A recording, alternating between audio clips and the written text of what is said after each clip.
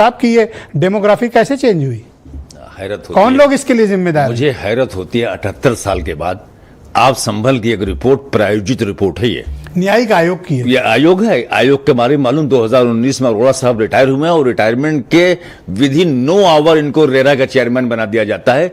तो सरकार के मंशा के हिसाब ही इनको चेयरमैन बनाया गया। इनके 2 जो बाकी सहयोगी साथ में हैं, चाहे वो जैन साहब हो चाहे वो हो। जैन साहब की भाषा आजकल सुनिए आप, टीवी डिबेट में बहुत जाते हैं। जैन साहब तो समाजवादी पार्टी के करीब थे, उनकी सरकार में डीजीपी थे। पीछे क्या थे? अभी चौहान साहब से पूछवा दूंगा। तो खैर बनाया और वो इकलौते डीजीपी उत्तर प्रदेश के रहे हैं जिनको एक्सटेंशन मिला था। आप डीजीपी बन जाइए, आपकी आस्था बदल गई तो मैं क्या करूं? अरे सर, उसके पहले बहुत अलग आपने कहा कि अरोड़ा जी, नहीं आप भी इसके अभी जैन साहब किसके आदमी थे सर? आज आप समय के हिसाब से आप बदल गए तो मैं क्या कर सकता हूं उसके लिए? आपने बहुत सी चीजों में बदलाव ले लिया अपने अंदर। बात सुनिए, आपकी जैन साहब मेरी बात सुने। जैन साहब को आप सुनिए, तमाम टीवी डिबेट्स के अंदर सुनता हूं मैं, सरकार के पक्ष करते करते उनकी जबान से लगता है बिल्कुल चाशनी निकलती है, जबकि खुद लॉ एंड ऑर्डर को उन्होंने किस तरह से यहां किया है, आज उनको लॉ एंड ऑर्डर खराब नजर ही नहीं आता।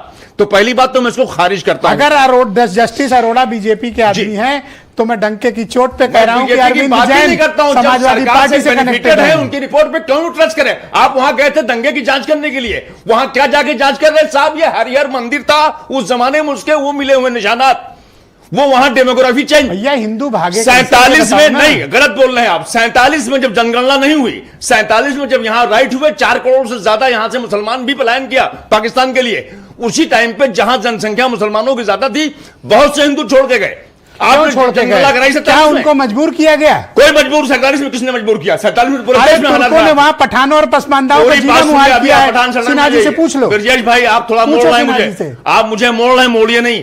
47 में कोई जनगणना हुई नहीं हुई, 51 में हुई, 51 में हुई, फिर 61 में हुई। क्यों नहीं पूरा डेटा आप पेश कर रहे हैं कि 51 में कितनी आबादी थी? डेटा लाओ, 61 में कितनी? आप इन्वेस्टिगेटिंग काम आपका नहीं क्या? सारा काम अशरफ का है। अशरफ का कहना है टोटल फ्रॉड है, फेक रिपोर्ट है, जानबूझ के। किस आधार पर अशरफ ये कह रहे हैं? सिर्फ जुबानी? इसलिए मैं बोल रहा हूं, इस आधार में मैं बोल रहा हूं कि जनगणना आज आपकी हिम्मत 14 साल से आपने नहीं कराया, 2011 लास्ट है। 1881 जनगणना देश के अंदर हो रही है हर 10 साल के ऊपर, क्यों नहीं कराई आपने? आप गलत बयानी करते हैं। किसी भी जगह की डेमोग्राफी इस तरह से बदली नहीं जाती है। टोटल प्रायोजित रिपोर्ट है ये। आसिम वकार हमारे साथ मौजूद है।